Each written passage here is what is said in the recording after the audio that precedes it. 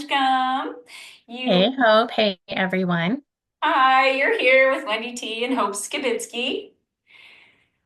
Wendy and I had the privilege of spending a little bit of time actually in each other's presence recently, and That's right. we were having a conversation about having conversations.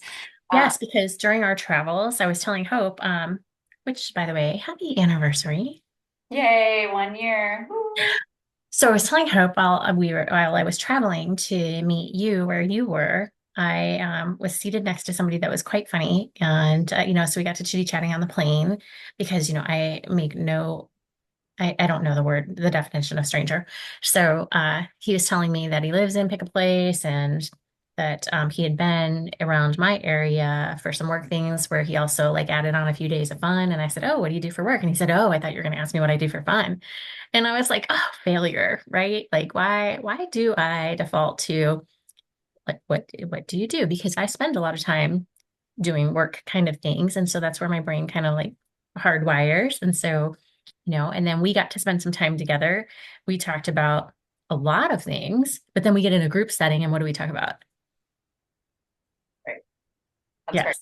So here we are. And and I think that's what stemmed you to tell me about your experience on the plane because as we were driving away, I was like, man, I love all these people and I wish I got to know them more for who they are outside of their profession, but I feel like I know them more as their professional self. And kind of in this place in my life where I'm more interested in building human connection than professional connection. And not because I'm not interested in that, just more that I have a little bit of the human loneliness.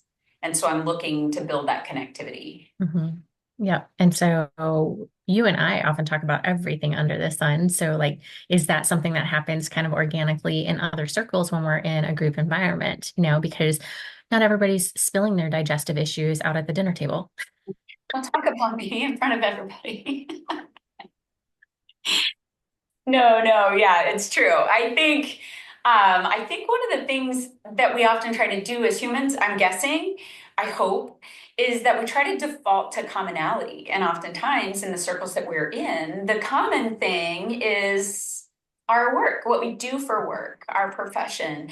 Have you ever found, at least I have found, so have you ever found that when you're in a conversation, particularly with people that you work with or alongside of, that when there's someone that doesn't work in the profession that you're in or whatever, that they feel left out of the conversation because they would rather talk about things that they can feel included in as well. hmm Actually, I don't know if you've had this. I'm guessing that you have, but I won't like project onto you.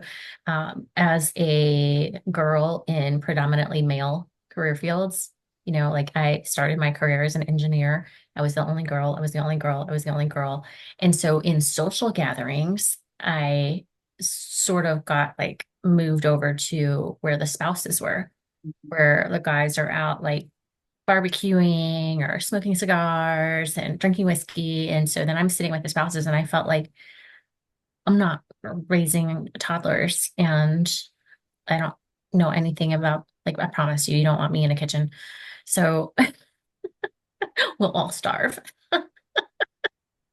And so I felt like I didn't really have anything to say. And so, yes, I imagine if now those spouses are subjected to the work environment, that, it would be a little bit challenging, especially if you're not like highly extroverted Yeah. to be able to find it interesting, to sit in the middle of these conversations. So, how do people feel included and what can we do about it? I know I you do a really good job of like pulling information from people. You'll ask a lot of questions and things like that. And inadvertently, it still kind of circles back into work. genuinely curious. Like, what have you been doing with your world? I mean, I ask the questions that people think are surface level questions, but I really want to know. I often feel like if I went missing today, would people know what my emergency sign is? Like, what's her favorite color? And so I do this kind of thing with other people. I'm like, okay, so tell me what favorite book you're reading right now, or that kind of stuff. And people are always like, are we on like some television show? Because who asks this? And I'm like, I don't Yeah. know. I'm gonna get to know the you. Actually, somebody, one of our listeners had sent to know, speaking of books, because you'd mentioned, what was it, 4,000 weeks? Mhm. Yes, 4,000 weeks. And they were like, the person asking was like, what other book recommendations do you have? There's so, like, you have an interesting library. I do. My library is like, we do not know where we fit.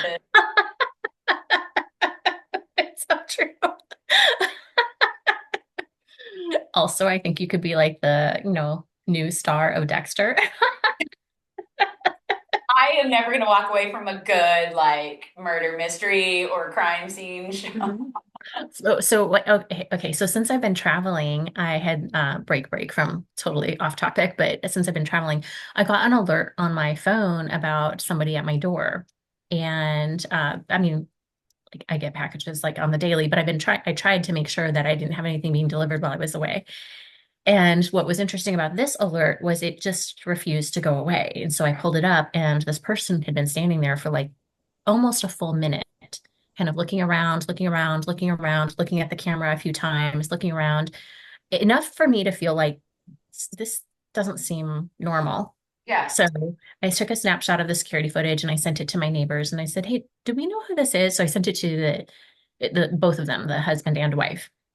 And I said, do we know who this is? Because I live in a pretty nice neighborhood. Yeah. And um, the wife, she said, I don't. And the husband said, oh, yes, that's the person at pickup place at this place with this vehicle and was arrested. And all I was like, how does he know all this stuff? And Yeah. so not observant, right? And so then we are like, did he say anything? What? But Steph's already, sorry, the spouse was already outside. Wife is already outside. And she was like, I'm out here right now. I don't see anybody. And I was thinking, like, that would never be me. I would never be the person. That's like, what's happening out here? And so she was like, oh, the neighborhood's all going to be on high alert if I go in to get them. They have great neighbors. But that totally reminds me of you because you are fearless. And so I'd be like, I'm not answering the door. And you'd be like, oh, you're the one who's going to be surprised, buddy. They always say that when you're uncertain or your body goes into like fight or flight mode, like your amygdala takes over. I guess my amygdala is in fight mode. I don't know. Okay, wait. Fun fact. Who was at the gas station that almost attacked somebody like 14 times your size? I don't, honestly, I didn't think Hope do this. It just happened. And as a matter of fact, my husband's like, Hope, what were you thinking? And I'm like, Oh, yes. So for those of you who don't know, so there's Hope, who if you don't watch on YouTube, Hope is like the size of, a small toddler herself. Um, honestly. So here she is at the gas station, and what happened? so I got out of the car on the driver's side and I need to refuel this. It's a rental car. We're taking it back to the airport. My husband and my daughter were respectively in the front and back passenger seats. They get out and they go inside to use the services before we head to the airport. I'm like seconds in, I'm paying for the fuel, I'm putting the nozzle into the car, and all of a sudden the car behind me is like honking feverishly. And I turn around to see the gentleman that's in the passenger seat of the vehicle behind me pointing toward the passenger side of the vehicle I'm standing at. And so I go around the backside of the car, and there's another vehicle that pulled up alongside the car, and a person in the back seat was trying to do one of those bag grabs out of the back seat of the car. I guess they haunt that particular gasoline station because they know that it's close to the airport, and they watch for people who leave their doors unlocked. And even though I was at the vehicle, and even though I was literally touching it, I did have my back to the vehicle because I was working the machine. And in that amount of time, the individual had climbed out of the back seat, was grabbing the bags out of the back seat of my car, and I came around and was like hollering at him, and he dove back in toward his car. And as they're driving away, I grabbed him by his waistband. It was pretty low, but I grabbed him by his waistband and I was like tugging because I'm thinking, if he has my daughter's backpack, we're not getting on an airplane because he has all of her travel documents. And I'm like afraid now that we won't. I know it's the bad thing. We're going to miss our flight. She was going to lose her credit card. Who knows, whatever. Those are the random thoughts going through your head. Yes. And so I'm like tugging on the back seat of his pants. And I'm not thinking that the person in the passenger seat could, pull out a weapon or they could run me over or who knows, whatever. I was not thinking it wasn't the right thing to do. I should have just let it go. But I was like grabbing his pants, trying to tug him out, and eventually they like sped to the point that I had to let go or lose a finger because that gentleman had a good hold. I don't guess I could call him a gentleman. That guy had a good hold of the seat. Anyhow, as they left, the gentleman in the car behind me had a very limited English vocabulary. Eyes this big. He did have eyes the size of coffee cups, and he was like literally counseling me, like, you grabbed him. And I was like, did he get anything? Did you see? Did he take anything? Was like where my mind was. Yeah, And there's Justin and Emily just like strolling out of it, like yeah, they're coming out of the gasoline station, like, what's all the ruckus? the craziest things. So yes, that was like, you and Steph would get along famously because she was right outside, like Yeah. where I don't see a person. And this is what I love, right? The things to talk about outside of work. Like, I'm like, we have a lot of things, like the everyday thing. Like, whenever you talk to me about your shopping extravaganza on different websites and the things that you're rolling through, I'm like, tell me more, right? Because I really love, not that you're having struggles, but that we're talking about things that have nothing to do with the stress of everyday work. True, 100% true. Yeah. So I often feel like I just need more adventure in my life, right? But because I feel like I don't have anything interesting, but I guess that's everybody finds something interesting in everybody's stories. So Yeah. so fun fact for our listeners, when I was heading to where we were both going to be, I tried to set up. I don't like to tell everybody where I'm going to be because it's impossible to see everyone. And so I try and like make that known after the fact because then otherwise I'm just going to feel like pulled in 8 million directions. And for Hope, it'd be like 8 billion. So I let a handful of people know, like, I'm going to be here and I'm bringing a special guest. Pop quiz, who knows me the best? So, these were the answers. It's got to be Lulu. It's either Lulu or her mom or Hope. Oh, I wish you had brought Lulu. So I'm like, my friends know me well. Yeah, right. That's So fun. I did get a couple of things. Is it Hope? And I'm like, I don't disclose your itinerary because, then, the entire axis of the world would like kind of pivot. And like, you know, I would love it too. I love being surrounded by people, particularly good people. And I have had the privilege of knowing just a ton of good humans. There is a ton of good humans in the world. yes. In fact, so while you were doing a speaking engagement, so I know that you do quite a lot of those actually. So there was a young lady who had to get her picture taken with you, right? So tell me what happened there. That was really fun, actually. I was heading out the back end of the building I was in, going over to the dining facility because I was meeting a friend for lunch. And I wandered out and I saw these three young ladies kind of piled together and I was looking at their backs. But I had literally just watched a YouTube video on a woman that was repairing locks. Like, she was trying to like clean up new growth, but she was repairing locks. I always tell myself that one day I'm going to be able to do like box braids and locks and crochet weaves and the whole kit. No lie, I was like picturing padlocks when you were No. talking.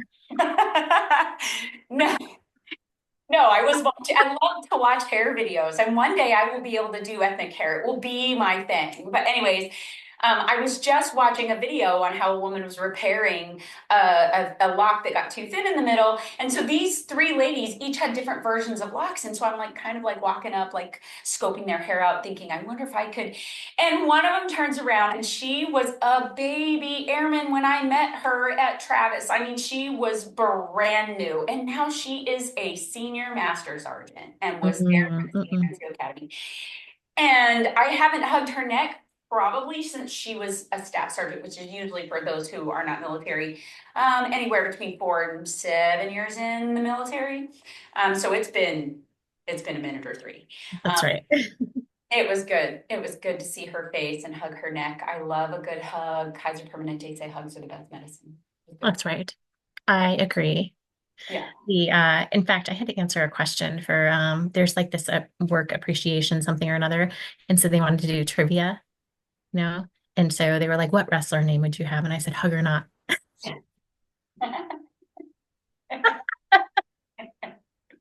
I would be top rope hope.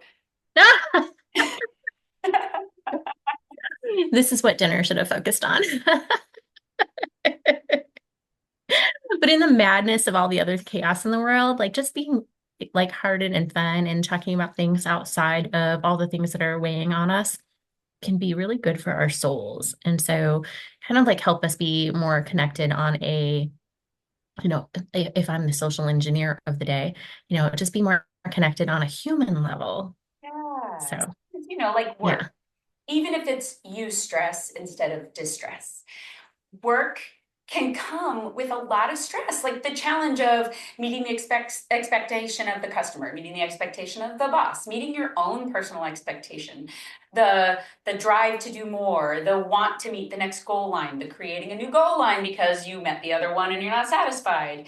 Um, there's a lot of stress that goes in that, and oftentimes you lived through it and now you're going to revisit it because you're going to talk about it with these people, and instead of finding an opportunity to unwind from the stress, instead of finding an opportunity to bring down the blood pressure, bring up the endorphins by having that good belly laugh that you can barely breathe your way through, you're revisiting the stress that you've already once lived through. And it can, I just saw a study that Dear Beloved, love you by the way, if you should see or hear this, put out on his social media that your body doesn't know the difference between actual stress or the virtual stress. It's still stress. mm, And so I'm 100% certain that reliving it, this is the reason why a lot of behavioral psychologists will recommend compassion over empathy. And they do that because empathy, if you're super empathetic, you'll have the feeling with somebody. You'll that's fall right. to their feeling. That's me. Like I have all the feelings. Yes.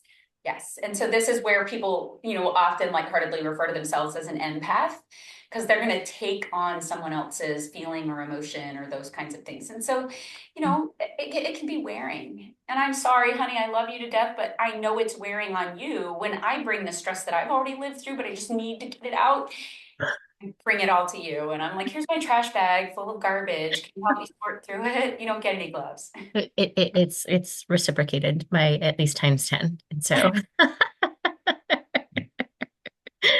we talked about in like a past life how many shouting matches Hope has had in her car because of situations that I have brought to her attention. Here's the thing though, right? Like there are hills that I will die on.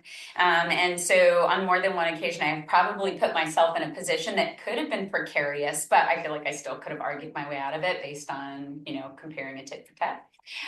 But I was willing to die on that hill. I'm like, I'm going to fight this battle and no one's going to treat my bestie that way. So yeah, yeah.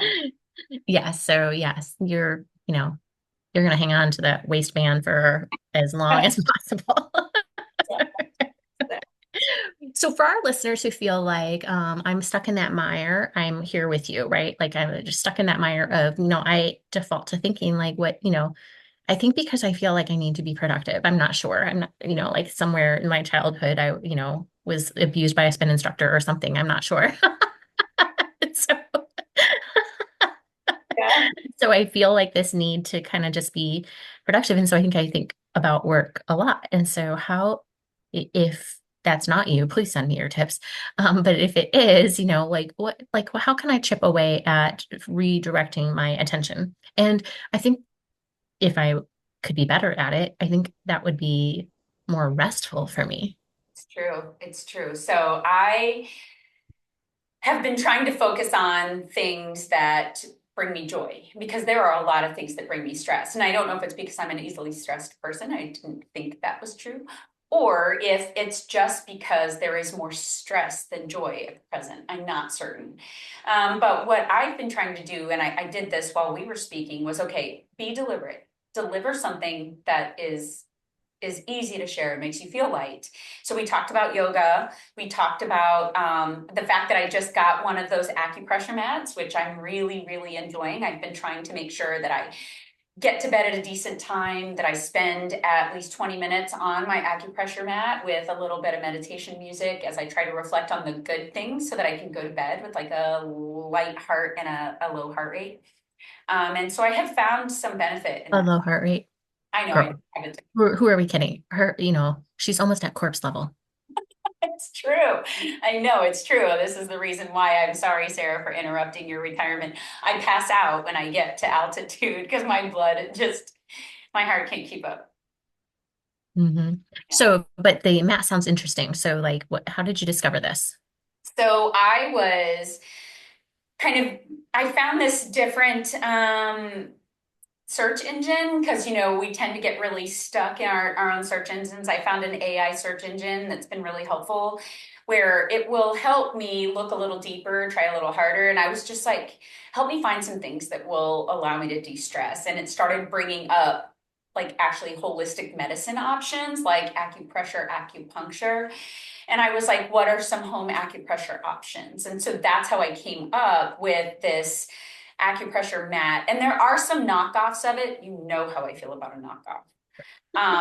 But there are some knockoffs of it on different, online marketplaces. But I refuse, one, to not respect someone's intellectual property. So I don't buy knockoffs. But I also wanted to make sure that if I'm going to get the benefit, that I go after the thing that created the thing to do. Plus, it has a really great environmental background. Like it plants a Mhm. tree trying to get after deforestation in Brazil. Anyways, If y'all didn't know, Hope also is like trying to save the planet one shower at a time. I do. I do. I mean, all of us let the water run, right? You've got to let your water get warm. And yes, I have traded out the old tank water heater for a tankless water heater because I realized you don't have to let the water run as long. It will automatically heat your water. Anyways, we capture that runoff water in buckets and then we use the bucket water to water our plants so that I'm not just allowing that water to run down the drain. It's wasteful. You have like I've ever since I've known you. I mean, you were doing that in Travis when there was like the drought conditions. We were, yeah, because when you're Yeah. in a drought and you already don't have a lot of water, water's a precious resource. And so Yeah. I'm So I mean, respectful of the planet. it's true. It's true. You do a really good. In fact, when I met you, I remember a couple of things like the water and also yeah, you were the one who told me about like the six rings on the cans that would Yes, and harm turtles. wildlife. Yeah, wildlife in general, but yeah, turtles. Yeah. And so because I remember seeing you like cutting everything up for before a big event of some kind. So Yeah, if you guys don't know, those little rings that hold aluminum cans together often end up in the water, and then seafaring creatures will eat it, get their heads stuck in it, get tangled up in it, they'll die. And, I just don't want to be a part of that. So I try to chop it all up so that I try not to buy the ones that have those, but sometimes you can't avoid it. So, anyhow, yeah, lost my train of thought. sorry, I've been all over the place Back today. to I'm not Matt. focused. Yeah. This is us having these conversations that don't have to do with work. But yeah, so I bought that mat, and they recommend that you kind of just like let your whole self go. And so I have found it super beneficial. I'm short-lived in it, but I'm trying to keep it as a routine. I'll expect an update I will. shortly. Yeah. Okay. I will do. How about you? What have you been doing that is not work, or how do you recommend people get focused on conversation with other people that has nothing to do with work? So I was recommending that people send me their tips. I will say, I think that one of the things that I've been pretty good about is getting to know whole families. So, then I am, more interested in things that, they might be interested in that don't have anything to do with the work because we're connected by a work connection with one of the people in the family. So I try hard to like actually know the whole family. The number of people where I know, like I have their family members' phone numbers in my phone is substantive. Mm. So I do appreciate that people adopt me into their families and make me feel like a part of their family. Um, I mean, kids and everything. I just, I just it's just some of my favorite things that people like their families really do actually consider me part of the family. So I would say that helps me be able to have some context in discussions and things like that and checking on people that are very outside of work. Um, but otherwise, I mean, I think I largely fail at the having interests outside of work. So Are probably one of the bigger workaholics I have ever known. But to your credit, you enjoy work. And it's one of the things that you have always enjoyed doing. You like, you know, putting hard work in and taking care of people. So I won't fault you for it. Well, I'm always trying to learn some new things. So that is something new for me. Like, embarking on more, help me be smarter, faster. Yeah. Yeah. Like, I envy the people who just like that's very natural for them. It is not for me. That is not me. But yeah, you're smart, and I am like trying to survive life. So I consider myself like street smart. I also consider myself like kinesthetically smart. Like if I needed to be able to do something technical, figuring it out. I don't consider myself necessarily a scholar. I like to be smart and have smart conversations, and I really love when people share their wisdom and smarts with me. I feel like that's just a little harder for me. so Hope will never remember a thing that she spoke about, because she doesn't spend any time preparing for those speaking engagements. Super, super annoying, as I know you all have heard me mention before. But she all often very quickly remembers and recalls things that she has read or studied or learned, like to the punctuation, like of the actual whatever she's learning. She knows it inside and out and can cite it along with like whoever the information belonged to. So hashtag happiness. Oh, well, I try to credit people with the things that they've done. Again, I like to value people's intellectual property. I do.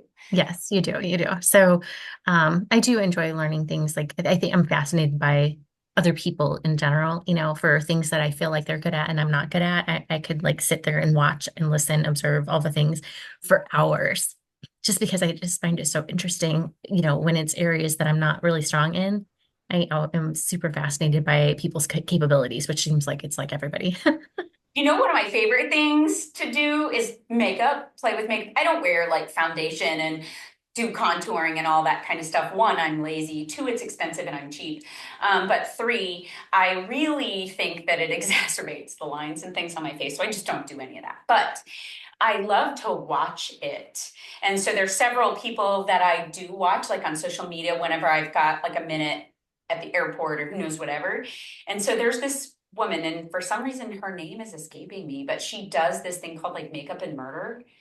And she puts her makeup on and shows you the tips and tricks while she's telling you a real life murder story that rolled out and how it happened. It's like Only Hope would find this. Like I said, she is like the real life Dexter. Or could be. a I mean, combination of the two best things. I get in the car with her and it's she's listening to an Audible or whatever it was, but it's like, rooted in like the 18th century or something like that. And then it's all like, guts.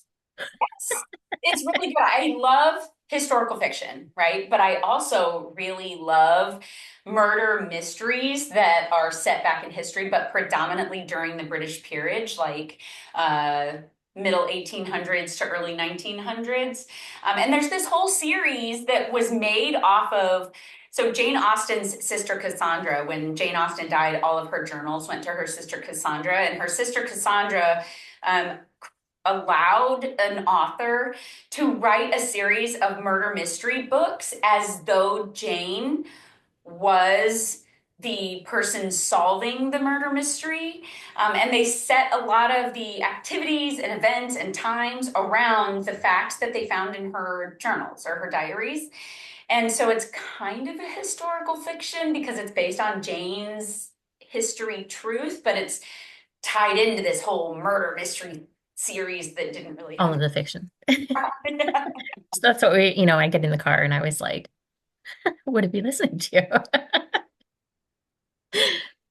Also, fun fact, if we're ever in the same place at the same time, we all know who's driving. It's me. Even Wendy, if she's traveled from overseas and has had no sleep for like 36 hours. Wendy's a good driver, but Wendy's a terrible navigator. So she prefers not to have to do both things at one time.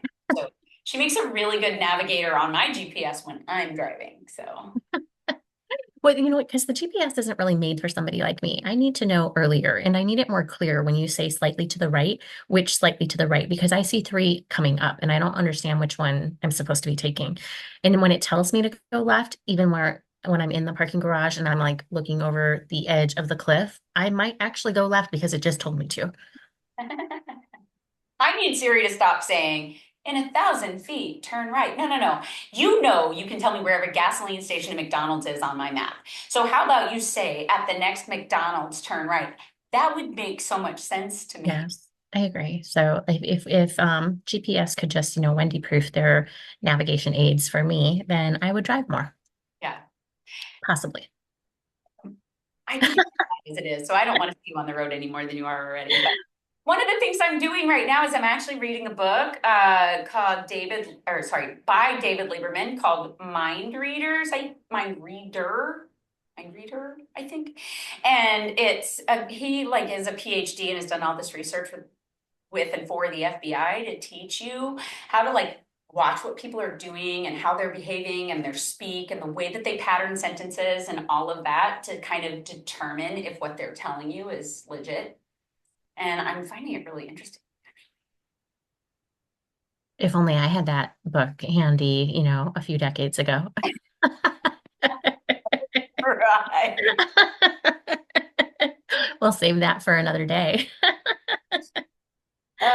Okay. So, what I guess sort of to encapsulate everything that we've talked about, I love when you and I laugh about all the things we laugh about and when we just spend time doing nothing but together. Mhm. Yeah, we had the best Korean food, by the way. Oh my gosh, we That did. was really fun. We did. I would rub my face in that cream pancake. If you would have thought we ordered for 10 people. Literally. And then you kept going, can we get more of? Yes, yes. Yeah, because I would like all of the flavors. Glad I got to see you. So everybody, Wendy and I have made the decision that though we love this, and this has been good for us, and we hope that you've enjoyed it. What we have found is the old Tom Hanks like mindset of when you say yes to one thing, you're saying no to something else. And so because we are both incredibly busy with work and we're trying to also be committed to the people in our present, we have found that filming and editing and all of that stuff with the podcast has started to get a little bit heavy. So we are going to change our releases from twice a month to once a month. Change our battle rhythm a little bit, and then, give us some time to be more in the moment and work on the fun parts of our life. Yeah, and we wanted to be here to celebrate this 1 year anniversary of our podcast. But Hey, I yay, see you came dressed for the occasion. I did. I did. Orange is my favorite color. It So is there. anaranjado. No, that's the answer. Um, as always, if there's something you want to hear, something you want us to talk about, if you don't want us to take it down, let us know. Maybe if you come spend more time with me, because you guys know I'm desperate for a little human interaction, maybe we stick around a little more. But I just want this to be a thing that everybody values. So let us know what you think, what you want to talk about. You can find us at orangegumpodcast.com. You can message us at orangegumpodcast@gmail.com. And you can find all of our videos on YouTube and you can listen wherever you listen. That's right. It was so fun spending time with you. I love you, honey. I love you too. All right, everybody. Until then, we'll see you next time. Bye, everyone. Take care.